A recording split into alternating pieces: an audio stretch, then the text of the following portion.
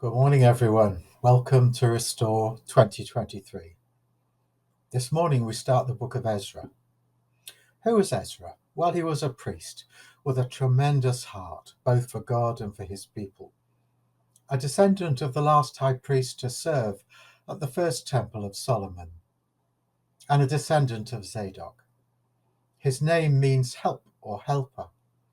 It might be a contraction of Azariah, which means God is my help or helper. He led the third group of Jews back to Jerusalem in the reign of King Artaxerxes. He quite likely wrote 1 and 2 Chronicles, Ezra and Nehemiah, and perhaps Malachi and Psalm 119 too. A man of the scriptures through and through. In October 539 BC, Cyrus II, often called Cyrus the Great because he unified the Persians and became in effect the first Persian Shah, besieged Babylon. In Daniel 5 at Belshazzar's feast, you can see the spectacle unfolding from inside Babylon. That night Belshazzar dies. The Babylonians do not resist the Persians, and their empire becomes the Persian Empire. Cyrus is very successful. He praises God for it. He turned out to be an intelligent, careful, and conciliatory monarch who wanted to placate many gods. And he wants the Jewish God on side, right at the start of his empire.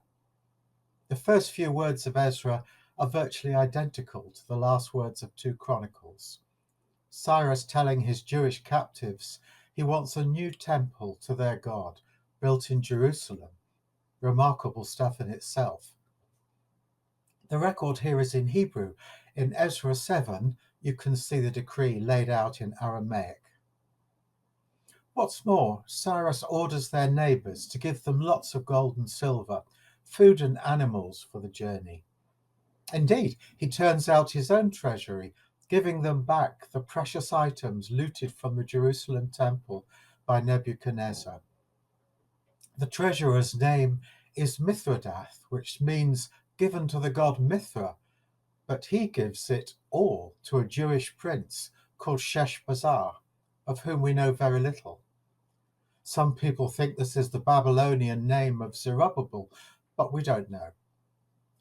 5,500 pieces of gold and silver, an absolute fortune. Amazing. Sheshbazzar's eyes must have been popping out of his head. Cyrus issues his decree, and the heads of the families of Judah and Benjamin take counsel, together with the remaining priests, Levites, and temple staff. About 42,000 of the people set off, with a further 7,500 servants, and 736 horses, 245 mules, 435 camels, and 6,720 donkeys. Ezra doesn't go on this return. Around 4,000 priests in 4 clans, making up around 10% of the people, but only 74 Levites. 126 singers descended from master singer Asaph, and there were some that through intermarriage and dispersion couldn't prove their Jewish inheritance, around 650 of them. They came anyway. Sheshbazzar sets off, although there isn't a word about the journey. Some interesting names in the list. One of them, Yeshua, that's the Aramaic version of the Hebrew Joshua, the same person as in Haggai 1, the son of the high priest Jehozadak, who had been taken into exile. They arrive at Jerusalem. A very, very large amount of money is given to start the restoration of the temple, and 100 priestly garments were given too. The people settled in their own towns, including the priests and Levites. The record of events here is almost identical to that in Nehemiah 7 and in the apocryphal book of 1 Esdras 5. This is simply amazing stuff. God has kept his word again, bringing the Jewish nation back from exile after 70 years, and using a pagan ruler to do it, using Cyrus as his regent and appointee to do great things for his people. Even more remarkable, God had prophesied this in Isaiah 45, naming Cyrus even before the exile. This was just the beginning of the restoration of God's people, the start of the rebuilding of the temple, although that would take many years to complete.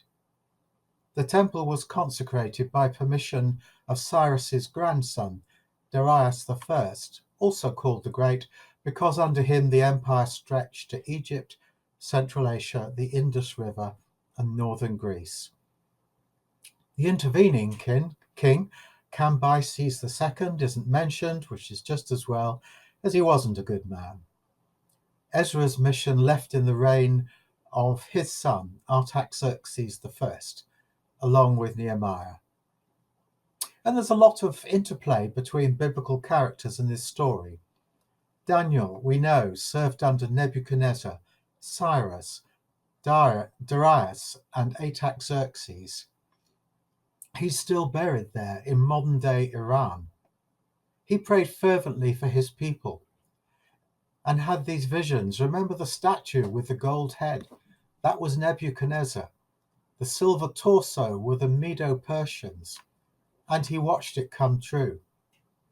In Daniel 10, he foresaw a mighty battle in the 3rd year of Cyrus. Haggai and Zechariah were sent to console and encourage the returned exiles when building the temple ground to a halt under opposition. Zerubbabel and Nehemiah rebuilt the temple and the walls. Ezra set about rebuilding the people with a passion for God, the scriptures, prayer, and holiness. God has his hand on the nations and on their rulers, and they do what he desires. He really is the God of heaven, a phrase which turns up a lot in Ezra, Nehemiah, and Daniel, for the good of his people. So then, don't be afraid of mighty events beyond your control. God is amazingly faithful to his word and his people, even when they struggle to be faithful to him. And he delivers and saves them by grace. Don't be afraid. Look up to God. Look to God for the answering of your prayers. God knows what his people need in great detail at any time and cares for these needs, often by sending a person who loves him. God uses hearts which are devoted to him, who trust and pray for things to bring about his will. Be one of them. God bless you today.